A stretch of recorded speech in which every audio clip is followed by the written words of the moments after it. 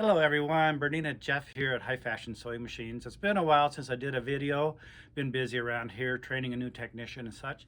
However, today I'm going to go through a problem I've seen several have is when they're embroidering and they're in the middle of embroidering with their 7 or the 8 series, there is a message on the screen that comes up.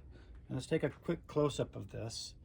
It shows you to put the embroidery unit back on, and it looks like it's connected, everything looks really good, but you keep getting this, or you get a jiggle effect, and you just can't finish your embroidery project. So I'm going to show you what to look for. What's happening here is the connection right here is not connecting to the sewing machine.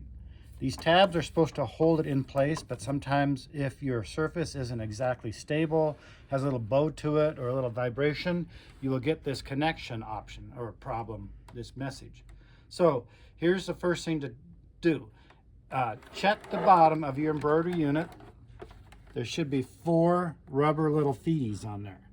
If there's not, you need to add one to it or prop it up until you can get a new one of these. I'm going to show you later the best way to install these. All right.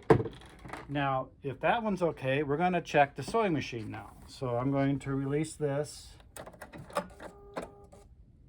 Hopefully everything's talking to me. If you haven't noticed, we're using the brand new 770 Quilters Edition Plus. It's got this great, huge, big screen and a lot of new features. So if you haven't seen one yet, it is definitely worth looking at. And I'm reintroducing my sewing caddy. So this is a little ring that you can put on any place you want to throw in a pair of scissors. It'll hold reading glasses, whatever. So we're going to check the bottom of the sewing machine for rubber feeties.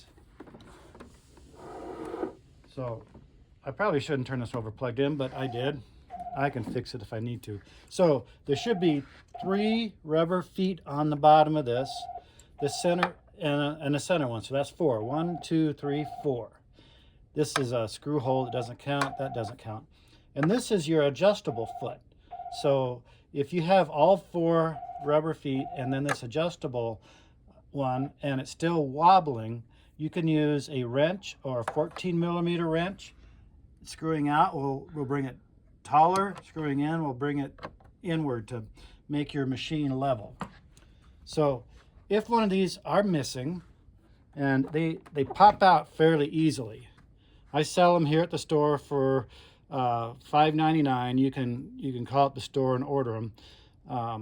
But they come out all the time because they kind of stick to a shelf or things. So you go, I've seen them in the bottom of cars in their seats when they transport. So the best product to put it back in with, I use a little glue called E6000, and it comes clear, white, or black. So I'm selling this at the store too, obviously. So we're going to put a little of this E6000. I've got a larger tube of it here. So I'm going to put a little bit, sparingly. I'm just going to put a little bit around. This helps it go in through that hole. It kind of lubricates it. And then once it's in there, give it a little spin. Now that guy won't accidentally come out. We've replaced dozens of these. Now, if you have all your rubber feet on there and it's level, and you're still getting that error message, I have boards that fit underneath there. A nice solid board. You can have it from a shelf or something. But this, if you've got your sewing machine on a table that has a seam in it or one of those plastic folding tables and stuff, those have enough bow on it to cause this error. So that's the other thing to check. I've actually even taken 8 to 10 layers of paper and put it right between this little connection, and it helps prop it up sometimes, and that'll help me get through my project. So that is the main thrust of my video today. Check us out on www.hifashiongjj.com. That's my website. I also have a Shopify account with all these products on there.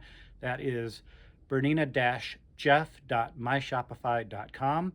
And feel free to call the shop. I even answer the phone every so often. I get some of the craziest responses that, yeah, you're even answering the phone. And that phone number is 970-256-1293. And I do answer all my emails at jpvlefty@aol.com. Thank you very much.